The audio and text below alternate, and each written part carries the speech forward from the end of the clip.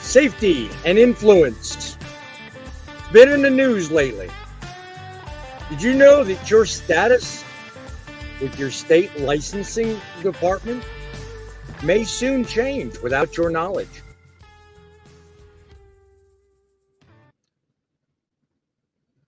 Time is fast approaching to know exactly what's going on. The term prohibited status and restricted is going to be bantered about more and more in the news. We're talking about that today. And when you look to the industry, are you worried enough to become a forward thinker? Are you protected? I'm not talking about pew-pews. I'm talking about information, knowledge, skills, information about fraud and scams, all covering.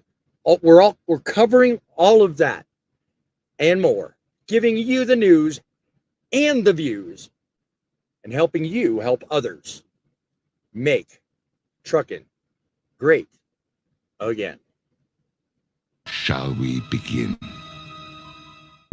From the trenches of trucking experience and a passionate heavyweight in the Truth in Broadcasting Network, welcome to Truckin' City News Frontline Podcast, hosted by the most opinionated broadcaster on YouTube, Boss Man.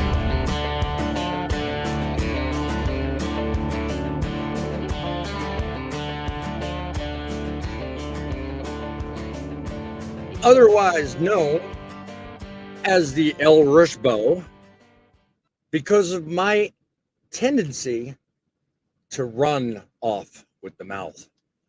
Creative way with words and a creative mindset that goes like a rocket ship non-stop while I'm driving.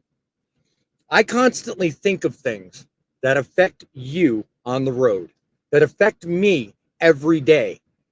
And I look at said things and bring them to you the same way the greats before us would. I can never touch Rush Limbaugh. I can never touch what he does, but I think I can try and enjoy in the process, trying to at least carry on his legacy. Ladies and gentlemen, I'm bringing you news and views from the industry as it happens, and I'm bringing it to you to talk about. It's not just a discussion for the sake of discussion. It's a discussion I hope will come around to change trucking as we know it today. I'm starting a movement. I'm starting this with the idea that long after I'm gone, people will long remember exactly what it is I stand for. I stand for freedom and the truth. I stand for the right to be able to get the job done, carry on, and keep moving day in and day out. I'm hoping this show is heard by many and shared by everyone. The more people share in common knowledge and interests, opinions, and viewpoints on ways to solve everyday issues, the more we learn. And learning is everything we do. And much like Rush himself said, everything you do is up to you. Friends, if you want to become part of the show, just simply call our studio line, 860-785-3547. We will gladly give you your moment to sound off on issues you think are important or on your opinion of the stories we cover. I don't just talk about stories. I talk about the issues as well. If you have an idea for a story you'd like covered and something you think is important to you and should be important to everyone, send it to us by email. That's truckinnews@outlook.com. That's truckinnews@outlook.com. I will give you the time it deserves and the research we all deserve, because we are all one under the eyes of God, and it is our duty to carry on and protect everything this industry stands for. We are, as I am coining the phrase right now, one United States of trucking. You're going to see that more and more often because that's what drives me. That's what makes this channel and you people contributing to the show so possible. I want it to go places. I encourage you, share this with everyone you know in the trucking industry, friends, family, and anyone that would benefit from this. Because, my friends, we have only just begun. If you want to join the show, click the link inside on the description, in the chat, pinned below, pinned above, everywhere. I mean, I make it plain as day. Click that StreamYard link, authenticate. You can come up, be part of the panel, just like everybody I'm bringing on here in a moment. We are the show all others cannot be. You count, your voice matters, and that's what it's all about. So if you're not already a subscriber, please consider, like the show, stick around. I promise you, it will be worth it. We are talking today about a number of issues, but one I'm going to headline the show with is about the restrictions coming your way in November. Bet you thought it was about the election. No, it's not about the election. You know what? We're addressing a looming crisis that could sideline a staggering 171,000 people as of this moment. That's right, folks. The Federal Motor Carrier Safety Administration has sounded the alarm, and they've said enough's enough.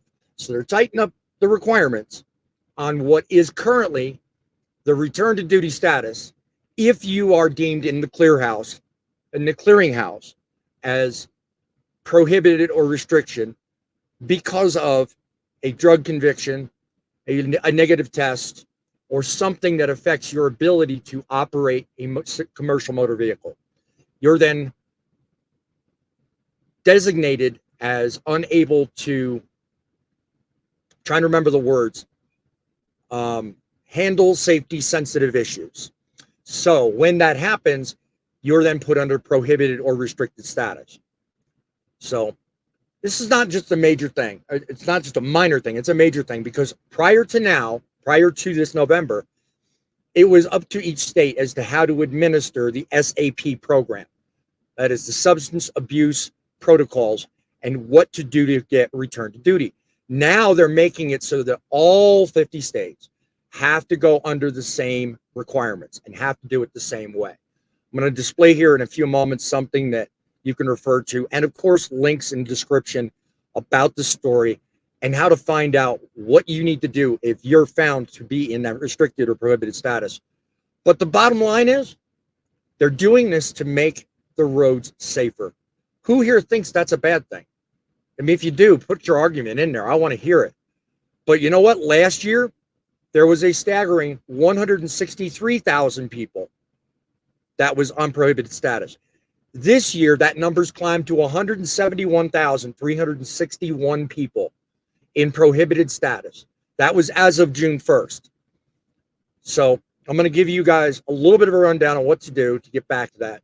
And I want to ask the question, why is it 130,289 drivers have not yet even begun the process?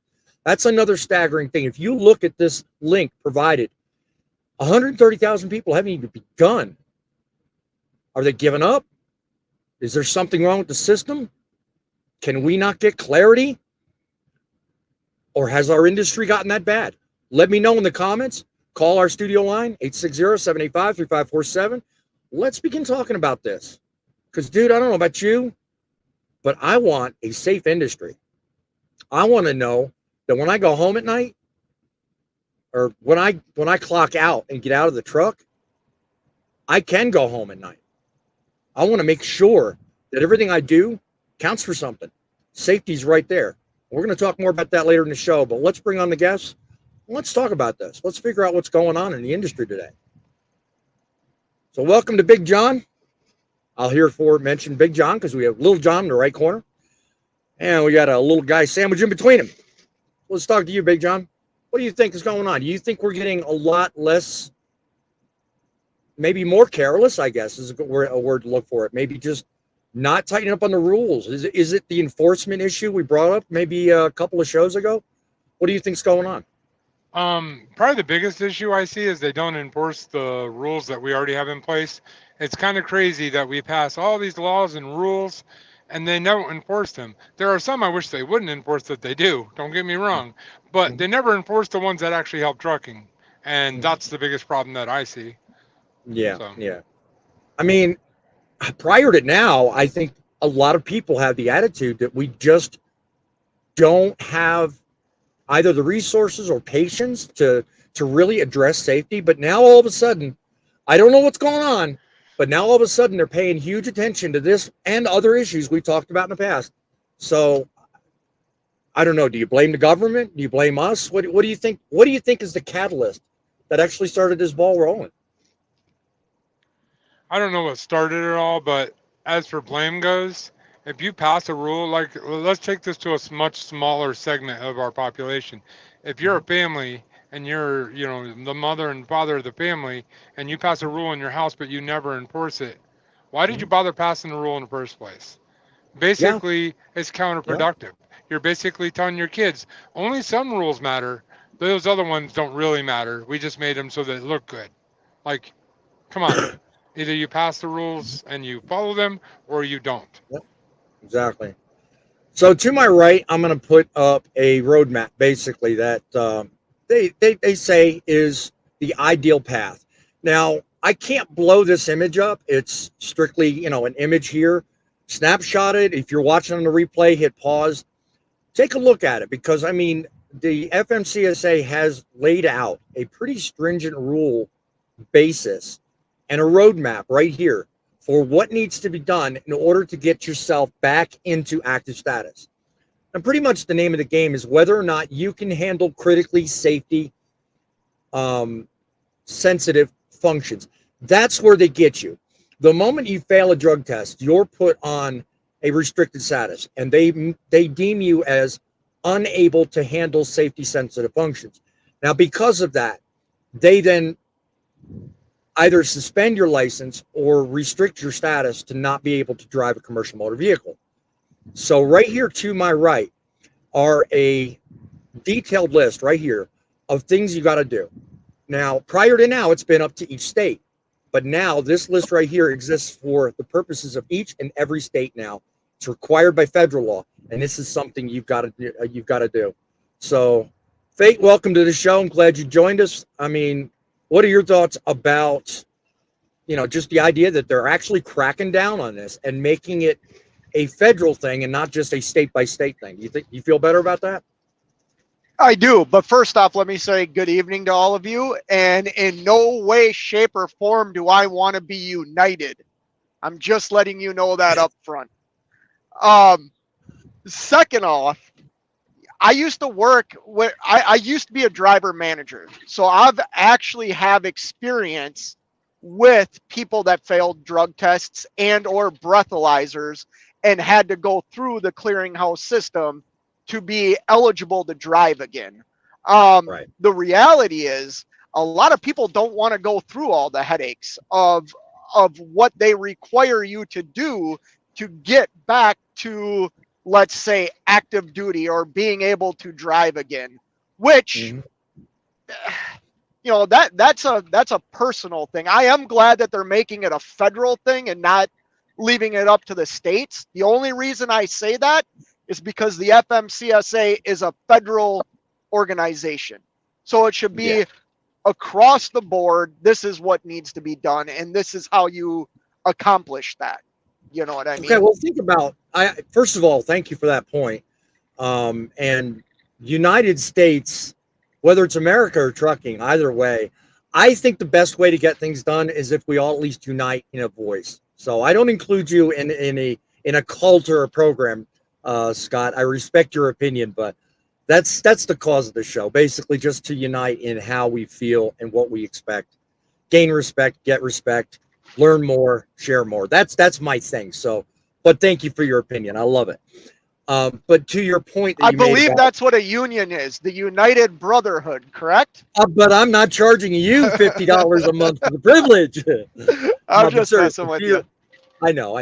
But seriously, to your latter point though, think about this. As much as I agree with what you said, there's 130,000 people that choose not to do it.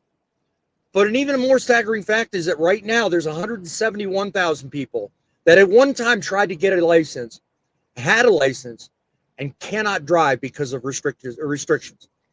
Now that's 171,000 people that can now no longer create a fatal accident, a damaging act, an injury, or anything that maybe would negatively affect you and me on the road. And when you think about it, that's kind of a large amount of people. You know, does it speak to a bigger problem? That's the question. Well, On the flip side of that, you also have 170,000 people that could be there for a gamut of different reasons and could be on the road to fill this huge driver shortage that we have. Right. So, you know. Yeah, but see, the driver shortage is only 80,000. But the restrictions are 171, so they're kind of hitting themselves in the butt with that one. LJ, what do you think? I mean, when it comes down to it, I mean, we've got now legislation, everything going on. I've got a couple of comments I'm going to highlight in a minute, but, you know, the fact that all the states now are basically unifying, picking on you, Scott, and becoming unified in how to get things done right and be safer, does that make you feel better, or do you have any concerns? I don't believe anyone that's on that list should be able to drive a truck ever again. That's my opinion. All right. Ooh. I mean, to Scott's point earlier, what he said, I fully believe. I mean, what he said raises a huge flag to me. You know, the fact that wait. I got to jump in here. I'm sorry.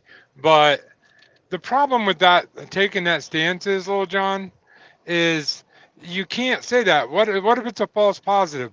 Would you rather lock up an innocent person or let a guilty person free? Like that's your choices here. And some of those people that are on there don't deserve to be on there. So I get your stance.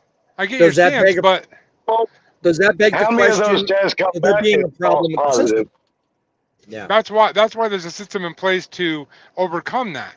For those people that actually have false positives or actually come out of and make life changes and become people that can drive a truck. Well, I don't think any one of us on this panel have ever had that experience. So there's no personal experience to say how hard or how easy it is to get back out of restricted status. Wait a minute here. Yeah, he just said. Go ahead, Fate. Go ahead. Wait a minute here. Can you all hear me? Yes, very well. Go ahead, Fate. Okay. I mean, no disrespect here, Little John. I fully disagree with that. People make mistakes.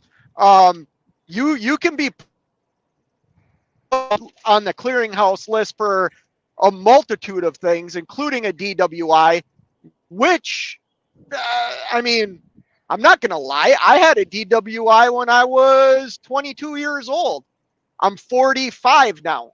Does that mean when I was a driver at 22 that I should never have been allowed to drive again? Like, I think people make mistakes. I think if people are not willing to go through what the FMCSA and Clearinghouse have set out an easy path up to do, then they don't deserve to be behind the wheel of a truck. But everybody makes mistakes. Looking at what you see on screen, and Fate, I don't know if you can see the screen, but I mean, does that necessarily look like an easy process? I mean, I asked the average viewer, put it in the comments. Let me know if you think this is too tight, too stringent, too much of a pain. Put it in the comments. Let me know. To your point, Scott, I mean, again, 22 years ago, that's a long time, and laws have changed, situations have changed, life has changed for everybody. And as much as I agree with you, everybody makes mistakes. Everybody has the responsibility to own up to those mistakes. And this process right here to the right of LJ's shoulder lays out a pathway to do that. Now, quite honestly, I feel good that that's there. But you know what?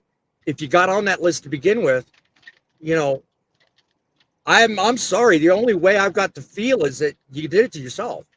Yeah, there are those minor people that do have problems, you know, false drug tests, but yes, there are those cases, and to those I feel bad. Well, But even if they're you have to not, look at the overall picture. even if they deserve to be on that list, Mhm. don't people deserve a second chance? I mean, They honestly, do. and nobody in this world can say they haven't screwed up. Nobody. I mean, I see a comment But down that's below, what, Trucker Kirsty, which I really appreciate the yeah, comment, and I like her comments. yeah, But she said they disrespected our jobs, and that, therefore keep them off the road. Well, I don't believe well, that. I believe that what's on the right, if they can on your prove, right is if the they can perfect prove way that. to justify that. Well, I'm just saying if they can prove that they're worthy and capable and they've overcome their whatever mistake they made, because we all make mistakes, Yep. why shouldn't they have the same shot as everybody else?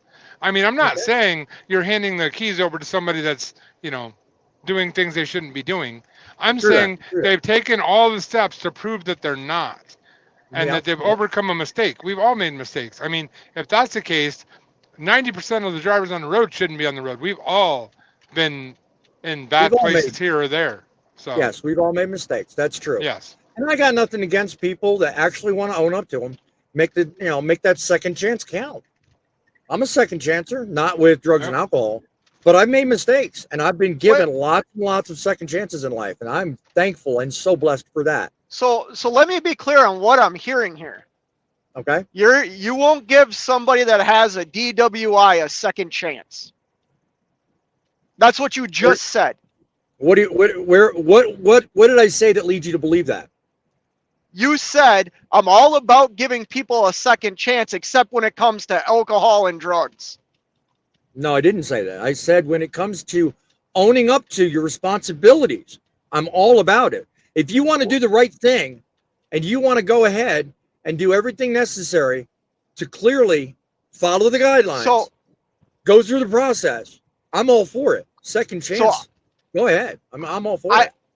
I can't see the guidelines because I'm driving right now. So this was 5 years ago. Mhm. What you used to have to do, let's say I sent somebody in to take a drug test or a breathalyzer and they failed it. Right. They immediately were restricted from driving. The next Right. step they had to do. Now this can be hard if you work for a company that's just going to let you go, because it is a daunting process. You have to send that person to get a chemical evaluation from a licensed, like, what do you call those people? Substance abuse practitioner. Yes, they have to go take an assessment to see if they have a drug or alcohol problem. Based on that, then they had to go to counseling. I mean, they didn't get their license back right away. It took like 9 to 12 months for them to be allowed to drive again. But the process was individuals, and they had to adhere to like whatever that chemical doctor said. Like if they had to go to treatment or they had to go to meetings, they had to prove not to the company, but to their person at the clearinghouse that they were doing that. You know what I mean? Yeah. And like I said, I don't know if things have changed, and I can't see what you're putting on the screen. But it can be a daunting task if you don't have somebody saying, "Hey, we're gonna send you here." You know what I mean? Right. And I think, moreover, what they're trying to clearly demonstrate by these rules and this process is that it's far better to deal with your demons before getting behind the wheel or choosing to do the profession, because it is far easier to just keep that out of trucking and be safe and use your head and do it the right way. Don't get into that position in the first place. And I kind of understand that. And I think that's a smarter choice. But God forbid, the day comes, you get that false positive or something happens, or you make that mistake, it's a deterrent. You understand that this is even in your personal life, right? This has nothing to do with you being on the road driving a truck. Oh yeah. You know what I mean? Yeah. I go home. Call me what you want. I think it's an overreach. Well, it is. I think grown adults can do what they want to do on their personal time. Opinion noted. Grumpy, what do you think? You've been silent. Way too long. Grumpy's got a really good opinion right now. Look, Send. I have a Send. good friend that I talk to once in a while. That I actually worked with him at another trucking company I was at. This man, he does things that should not be done, but he likes driving truck. Unfortunately, it got him in trouble when they popped him with a test. Right. That gentleman had to go through the SAP program, complete the SAP program. Then he was very fortunate to find at least one company that would take him aboard. Once he took and got on board with that company, they randomed him quite a lot. And he had to watch his P's and Q's basically and dot all his I's. Well, now that that's all out of the way and he drove for that company, even though he didn't care for that carrier, he wound up moving on to another carrier, which he's with now and is very happy with. Now, let me say on this part, do I believe that drivers that do oopsies that they should not do, using substances they should not do, whether it be alcohol or other stuff? No, I do not. I do not like that idea. Do they deserve another chance? Depends. Depends on if that chance is something that's where they have a background of doing this. So in other words, if they went through that SAP program, completed it, and then they went off and screwed up again, as we'll say, no. Right. Bye-bye CDL, no more. And as far as a license goes for driving a personal car, I don't even think they deserve that if they're caught, doing that stuff. So, I mean, no, I don't like that. Just like said earlier, opinion noted. And as in Fate pointing out, Kersey makes a good point. It's the legislation of other drugs. People don't think drugs are a big deal as they used to. And you know what? Her point is a good one, and I think could partially relate to the point that Fate was making a minute ago. Let's take something like prescription medication. Now, you're supposed to report any prescription medications to your doctor or DOT exam or whatever, and it's supposed to be something you're aware of and not use while you're operating commercial motor vehicles. Some drugs you can take, some you can't. But there's still issues when it comes to, what happens if, like you're on a short-term painkiller and let's say you get popped for a drug test or a random and you just didn't think it was important. Boom, now you've got a restriction. Now you've got a problem. Now you've got to go through SAP. Now you've got that needless headache of proving something that really isn't your character. But to her point, it can be a problem if people don't know the full reach of drugs, which I'm sure there's somewhere you can find. But all them drugs are listed actually on the Federal Motor Carrier website. I'm sure. And, to finish her point, she said, and they disrespected the gravity of our jobs. Do need to keep them off the road. If they show a propensity, Kersey, I fully agree with you. Just like Grumpy said a minute ago, if you got a history of just chronic use and you really have a hard time staying, look at a different profession. I mean, honestly, that's, maybe that's 1%, maybe it's 50%. We don't know, of that number, but I would feel a lot better knowing that there's someone actually looking and making that assessment rather than, well, I just happen to be in a state that don't care. So for that, I think good on them. It's unifying all the requirements across the board. Maybe it's catching some people. Maybe it's not. Go ahead, Faye. Sorry, I just want to chime in. In no way, shape, or form am I condoning using drugs or alcohol and driving a commercial vehicle. In no way am I condoning that. I am merely saying, I'm an example of that. I got a DWI when I was 22 years old. You know what I mean? I was on my personal time. I had one too many drinks. I blew a .09 in the state of Minnesota when they went from 0.10 to 0.08. A month prior, I never would have had a DWI. I personally don't think that's something that should be held against me in my profession, because it was on a weekend. In no way was I. So many years ago. I agree with you there. I so many years ago. Honestly, like even if it was tomorrow, I'm not driving a commercial vehicle. I am out on the weekend, and I'm not saying it's okay. Yeah, I'm just saying we need to. I don't know what I'm trying to say now. It's like I said. feel what you're saying. We got to be careful not to cut off the nose of the problem in spite of the face of the issue, because if you're failing, if you're out there personally having an occasional mistake, it should not kill your career, especially if it has nothing to do with your career. So on that, I agree, 100%. now I people have said about continuous fails of drug, that I agree with. I mean, if you're not willing to show any self-discipline or get help with a problem you might have, you probably don't deserve to be driving a commercial vehicle. There's people, I mean, face it, we're out here every day. There's people that really don't need to be behind the wheel of a truck, and problems like that, maybe, that's the first sign. If you can't stay, off of whatever long enough. Go ahead, John. Let me throw a personal story in here if you don't mind. No problem. I said when I was talking about getting people a second chance, I get it. I 100% agree with what Grumpy said over there. There he is. I 100% agree with him, because if it's a pattern, then obviously that's a big no-no. But where I'm coming from, in the town I grew up in, was a very small town.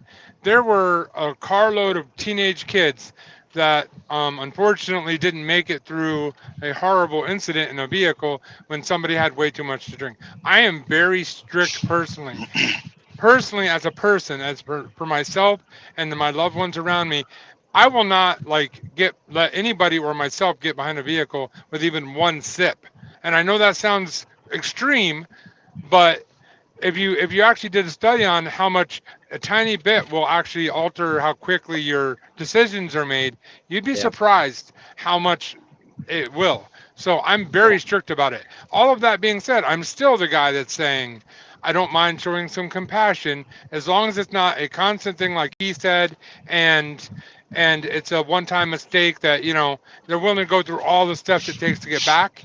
I have no problem with that. And I understand the people that are like Lil John over here and a couple of people in the comments that are saying they should never be allowed to drive ever again. I understand that 100%, because it's my family on the road. I'm on the road. All of us are on the road.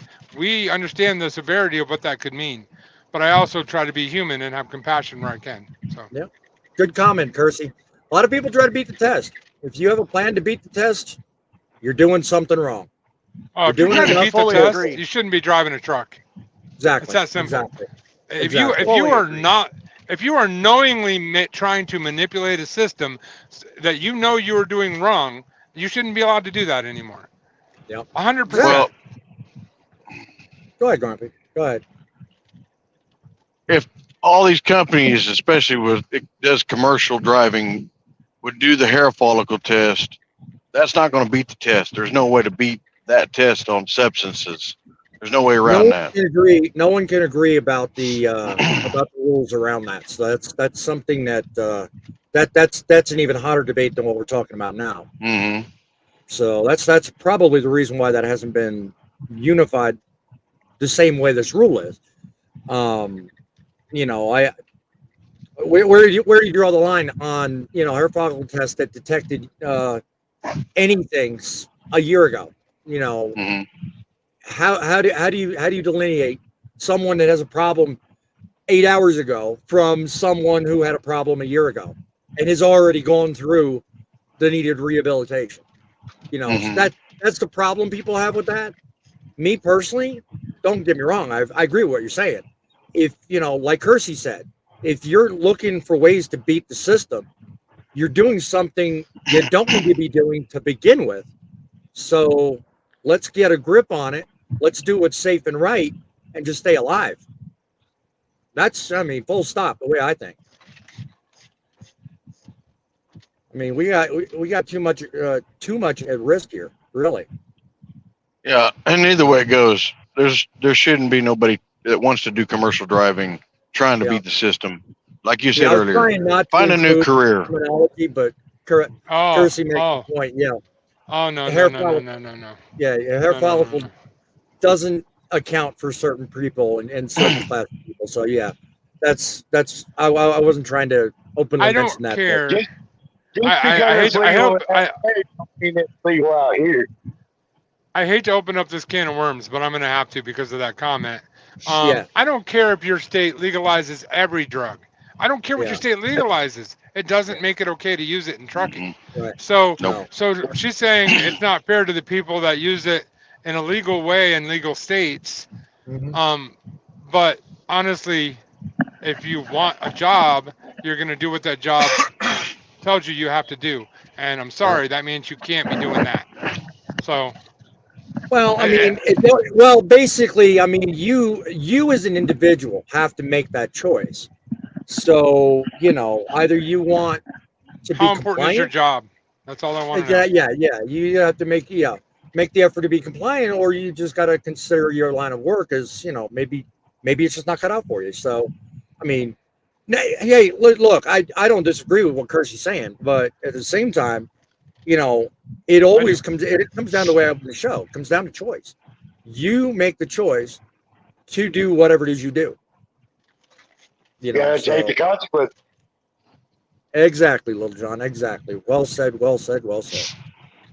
All right, hang tight, guys. Because one more thing because another story came up, and it's not getting any press. I mean, obviously, but you know what? I figured it's worth mentioning because I had not too long ago made a pretty good video, and it got a lot of hits and a lot of traction when it was out. It was on insurance scams. I mean, if you're a trucker looking for advice and advocacy in insurance, I've got the article for you to read. It's in the comments or in the description. It's an article we've seen put up by trying to get my information straight. Got to scan down. Forbes.com, of all places. They're decent, when it comes down to being an incredible source. But they're talking about insurance, mainly from the standpoint of money and all that. But I'm taking this a step further because you know what? What do? I pull issues out of stories. Well, the issue I'm pulling here is, the increase in fraud over the increase in scams and our premiums. We have gotten to a point nowadays where states are having to set minimums and caps on how you sue people, how you handle civil litigation, all this. It's just become a freaking nightmare, and you know what? We're the ones to do the job.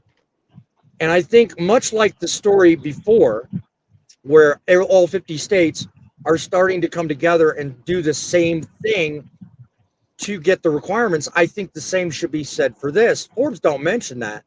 Forbes don't mention it, but let's face it, insurance costs have skyrocketed in just the last 4 years.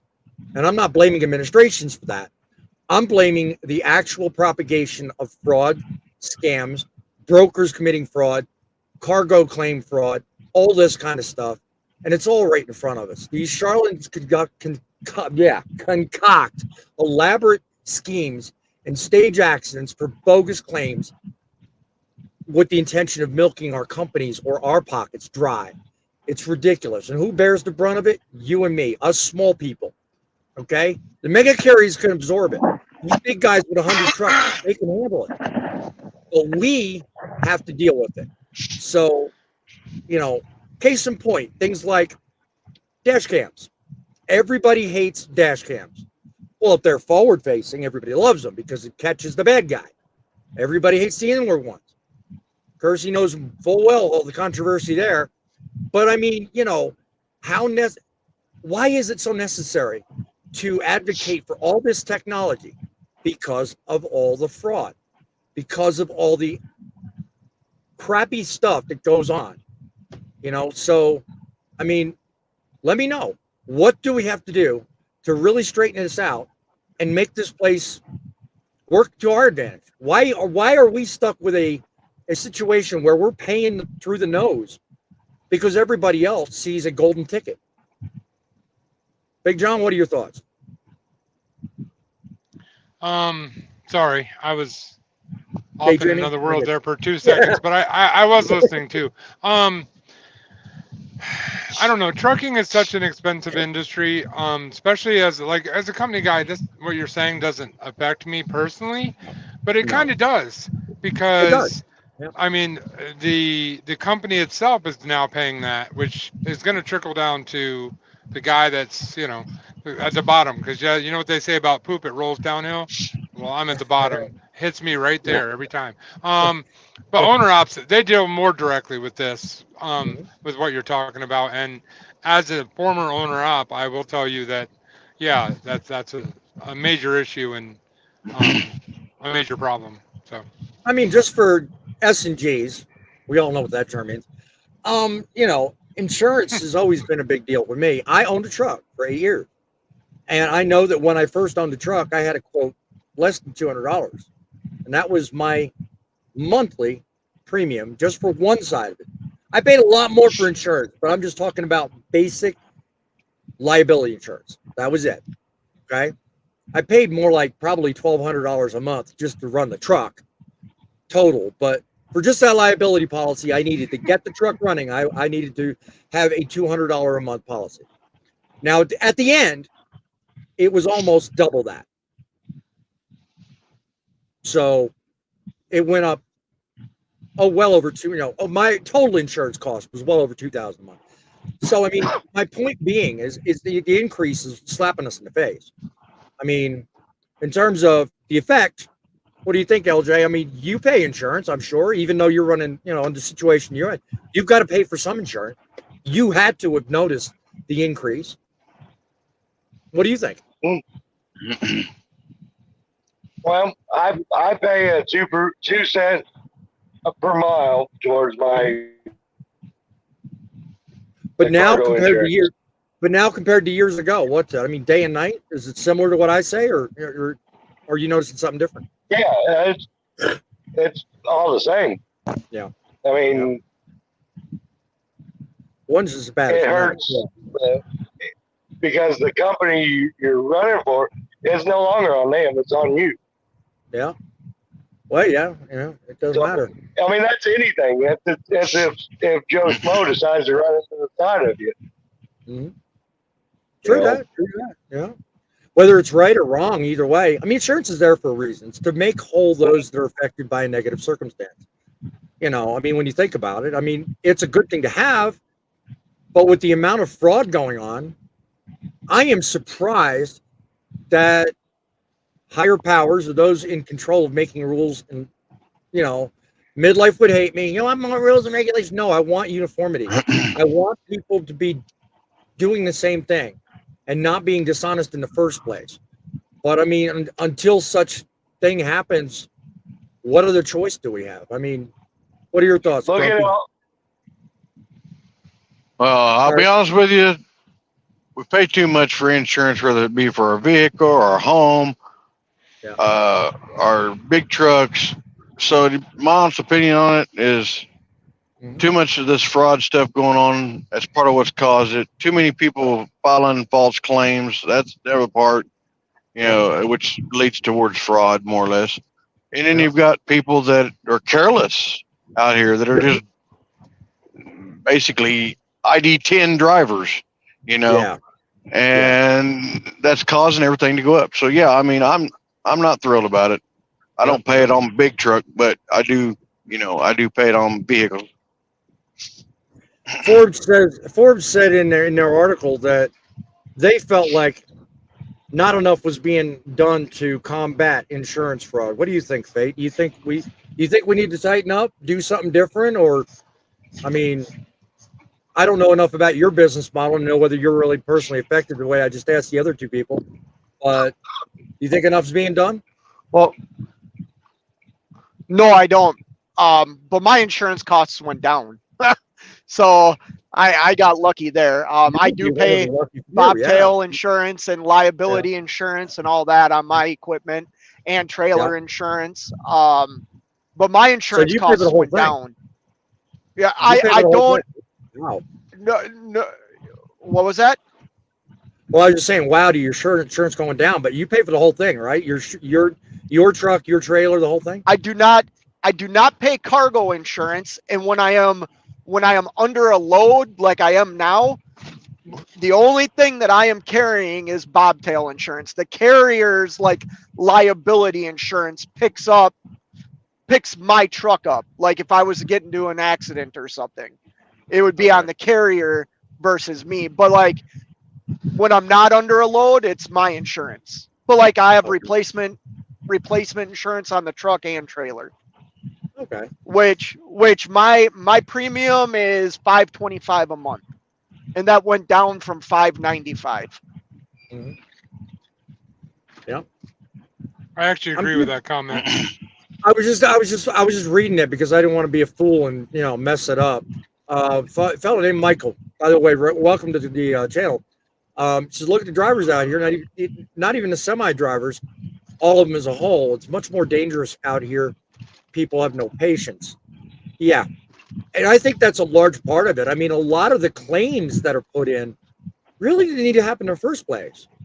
I mean, if people would just take their time and think it through, the amount of time, I mean, Lil John, think about it. The amount of times you're on the road going everywhere, the amount of people that cut you off, stop in front of you, just carelessly not thinking of the room we need to maneuver.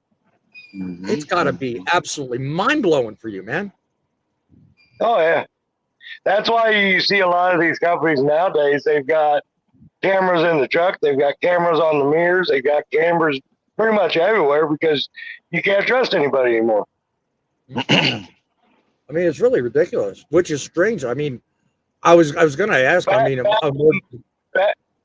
the early 2000s, you never saw that in here, in these trucks or out here. No. It's all these new unexperienced drivers coming in, and they just don't care like we do. No. Any thoughts, guys, on what we could do with, say, the technology we have? I mean, you think anything could be said for maybe putting some more things to use to combat this fraud? I mean, think about it. We've got forward-facing cameras. We've got the inside-facing ones. Well, that's a typical thing. I mean, some of us content creators, we have an edge because I'm recording stuff as we go in addition to the dash cam. So I mean, what else can we do? I mean, any thoughts? Just slow down. Well, there you go. I mean, there's an obvious thing. I mean, yeah. I mean, slowing down. I mean, well, Grumpy's got some advice for all the people out there. Hey, there you go. My advice to everybody that's out there that drives, whether you have a license or not, learn not to get in something bigger than yourself. That's the rule number one. Rule number two, don't try to cut them off. Rule number three, don't jump in front of them, run all the way to the left lane, and then jump back in front of them to go to the right lane about a mile down the road. Yep. Enough said. Yep. 7 C's How am I makes a good supposed to point. get anything done? 7 C's makes a good point. Lease drivers have much cheaper insurance. And yes, we do. Or should I say carry much less insurance? Well, it depends on the company you work for because as Fate pointed out, some companies like his cover certain things, whereas others like the one hurricane, I mean, third up. Little John, I mean, like Fate, do you have certain coverages you get paid for by the company, or is it all on you? It's all on me. Yeah. Yeah. So you're responsible. Oh, everything well, out of my pocket. Well, what about cargo insurance? Does your company pay that, or do you have to pay that? That's what the 2 cents for is. Right, but that's cargo. What about? Yeah. So liability. The bobtail, like my bobtail and the truck insurance, I pay almost $450 a week on that. Wow. Yeah. So that adds up quite a bit. So whereas Fate has some of his covered, you have it all. You have everything on you. Mm-hmm. Yeah. If I was to take this load and deliver it, and there was a cargo claim, it'd be on me. Right. Michael makes an interesting point. Maybe everybody should have cameras, even the 4-wheelers. Well, don't know, what most do you of think them about- do anyway already.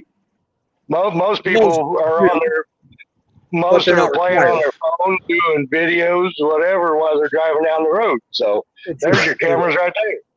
Yeah. Yeah. All right. Well, I don't know. What do you think, Well- Big John? Do you think cameras and four-wheelers would make a difference? Well, it would definitely, you'd get the full story of what happened rather than someone being able to argue against one view of one accident. You'd get multiple views of the same one. Definitely wouldn't hurt. But here's my advice to everybody. And I see a funny comment down below that you're going to get to secondly, but you can be Mr. Billy Big Rigger Super Trucker and drive like an idiot, and that's going to cause everybody's insurance rates to go up. Or you can be patient and do what you're supposed to be as a professional driver and, do what's right, and all of our insurance will go down. Question is, you're never going to get everybody to join together and do that, because some people don't want to be part of a collective. They'd rather be all by themselves. Not pointing anybody in particular out, but Some people like independence. I get that. We like picking on you, Fate. Trucker Kersey says my prime truck went any slower, it'd be going backwards. That's a comment you were talking about a minute ago. Michael, good point. If everybody had cameras in the truck, there's suddenly no room for fraud. Well, there would be. They just put it in a different place instead of on the road. Well, hello. What? Oh, you're funny. You're funny. Yeah. yeah, I just bumped into this guy in a truck stop. He's trying to get in my truck. Help me! Union of the Brotherhood. He doesn't want to be on a union. Right. Okay. For those of you that don't realize it, that's a good gentleman in the far corner over there that just poked his head in my truck. Yep. Can I make a Right up comment there. on that? What you got? Every Lil John? truck out, about 90% of the new trucks out here today have some kind of camera system in the trucks already. Yeah. We got our own camera system right here, and you just saw it live on TV right here, folks. And here, even me being a lease, I've got it outward and inward. So there you go. There you go. And the inward don't bother you in the slightest, does it? No, it don't. No. I mean, if you're not doing nothing wrong, you have nothing to worry about. There you go. There you go. We got somebody in the audience that knows full well the controversy over that story. We'll cover that in another video. 7C said, did that guy just say $450 a week for bobtail? I don't know who he was referring to, but if anybody here Little John. $450 a week, yeah. Is that what you said? Do you want to clarify that? Yeah, that's what I do. That's what I have to pay out every week. Yeah. Okay. Michael Burke clarifies internal facing driving, whatever in four-wheelers. That might actually stop a lot, because if every time you do a distracting behavior or a screwy thing, make your insurance rates in your four-wheeler go up, sucker. That would stop a lot, don't you think? I mean, what's the first thing that's going to happen when you get in an accident with that person? They're going to go back and look at everything from whatever you were doing on your phone at that point, whatever. Exactly. I mean, if you were sending a message, they're going to find it. So yeah, exactly. But because it was involved with a big truck, then it's automatically throwing us under the bus. We're proven guilty until proven innocent. Yeah, pretty much. That's unfortunately the lot we carry, being a commercial motor vehicle operator. So that is what it is. Let me see. Truck Kersey says, and AI is the problem. Yes, good point. I totally forgot that. Yes, AI is picking up on a lot of things that people especially. She's even made videos pointing this out. So to your credit, Kersey, good point. AI don't honestly distinguish between a drink cup and a phone. If you take a drink, that's not distracting behavior. But yet AI will ding you for it. And they've got a point system. I'm sure, if she would like to come on one day and clarify that, or you can go to her channel. By the way, it's a pain. It really is. And I think a lot needs to be done with that AI system before they fully implement it. four-wheelers constantly text. Good point. Yep. So I mean, yeah, we clearly have a lot of work to do. I mean, what are you doing, Frank? Be Hey, honest. I'm Let me- messing let with me- fate. Let me interrupt for a second here, real quick. I don't usually do this, but I want to do this real quick. Can I say something real quick? By all means, have it. Come here. Put me on the big screen real quick. All right, here you go, my friend. So once in a while, when you're at a truck stop, you bump into a guy. Now you guys don't know this guy, but I just met him. He has a YouTube and a Facebook. What's your name? Frank Kennedy. Frank Kennedy. So he's gonna go out and check out Truckin City Media. That's who we're live with right now. Wait. We got another guy right here. Who's that? Okay. But Truckin City Media, that's who we're live with. He does like news stories and stuff for trucking. You definitely love it. You definitely love it. Wolverine Haulers. Oh yeah. I do all kinds of stuff. Well, We're we don't want to getting get it a live copyright here. strike, so can't play that while we're on here. But Yep. all right, man. So there you go, guys. Go check out his channel. I really do appreciate it. Check out Yeah, Driving with no, John and it's Truckin great. City Media. All right. Yes, sir. All right, man. Hey, What was his name one more Oh, time? and the Grumpy Trucker too. What was his name one more time, John? Sorry, I didn't mean to do that to you, but the guy come up, knocked on my door, and it asked if we were on YouTube, and I'm like, yeah, we're live. Hang on a second. That's why I got rid of my camera there for a minute. No problem. man. awesome. What was his name one more time? Something Kennedy. Shoot. Yeah, go ask him before he leaves. Trucking Kennedy. Trucking Kennedy. There you Trucking go. Kennedy. All right, everybody go check him out. We're making live associations right here in your face, guys. We love doing this kind of stuff. Honestly, impromptu stuff. You can't plan or script this. I don't care what you do. Look, at the end of the day, I got one more argument to make, and this one's kind of a little bit personal. So, I'm going to take back my screen. Thank you. When it comes down to it, safety, decisions, and owning up to what we do is all going to start with you. You are the bearer of your future. You hold responsible everything you do, and it's your choice to make. And there are a lot of people out here that decide, you know what?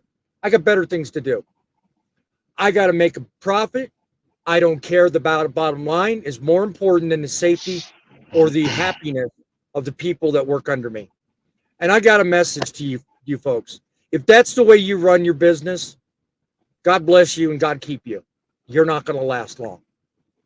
But when it starts interfering with my bottom line, I'm going to step up and say something. And what's more is if you bring it to my attention and put it on my show, I'm going to give you the floor. Because you know what? Your happiness and your choice should not affect others. And there are people here that have some personal experience to speak to when it comes to operating safely a motor vehicle, making the right choices, and getting the job done. He's already spoken a little bit briefly tonight, but I'm going to give him an opportunity to really hit it on the head. When it comes to making sound choices and making the right ones to keep your equipment safe, your drivers well maintained, well informed, you owe it to the people that work under you. Grumpy, you got something to add to that, my friend? I do. Currently, with the company that I currently am working for, we have got a lot of equipment issues. We have mechanics at our shop. They are slammed. But we also have a lot of trailers that are just not DOT legal. Therefore, I want to say something. If you cannot get it fixed at your terminal, let's get it fixed out here on the road. Let's get it into a professional shop, get it done, get it over with so that it's legal, safe, and, by far, let the driver make that decision if it is or not safe, because he's the one having to tote it around. He's the one having to operate it. So therefore, it's his license as well as your CSA score and as well as the driver's PSP score. So I must say, I've done this for 24 years almost, coming up in September. I'm very safe with what I do, and I take my profession very well. And I tell you what, if nobody wants to know, how to take care of your equipment right, hey, I can have you take care of it, but I want to be compensated too. And $100 a day, as you'll see on one of my videos, I did a short video. That's not enough for me to sit while I'm waiting to get stuff fixed. I should be paid a lot better than that. We have a process in place. That process enables every single driver on this panel, in the audience, and those watching this video to operate a vehicle safely. Use that system. If it's available to you, use that system. The DVIR system, as we know it, is there for a reason. It's to acknowledge there's a problem, address that problem, put attention to that problem, and put it behind you. It's everybody's responsibility to both use it, honor it, make it right, make it work, and make the right choice. At the end of the day, nobody can make choices for you. Only you can. Anyone got anything to add to that? Well, and those DVIRs, for those of us that are, or not me, but others that are watching us that don't understand trucking lingo and short forms, DVR stands for Driver Vehicle Inspection Report. It is a must. It lets your company know that is unsafe to drive or that is safe to drive. It is crucial to use Or it. VIR. That too. Yeah. I mean, think about it. The amount of times people take for granted just the simple fact that it's even there. I mean, they blow it. They just check. It's ridiculous. Use it. It's there for a reason.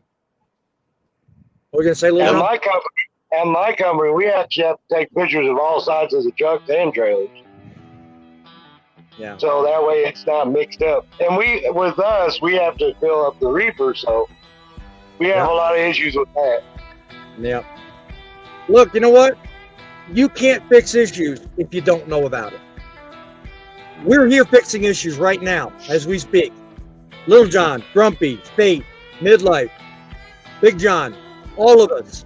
We're bringing you issues. Saturdays, Wednesdays, love it or like it. We are trying to unite you with us and others out there to do the job, do it right, and make sure at the end of the day, you can get home at night. You know what? Safety is a choice.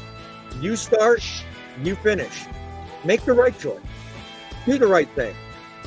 The trucks make the delivery, but you, with the choices you make the difference. Operate safely. Think it through. Keep it real. Keep the faith. And God willing, keep it rolling.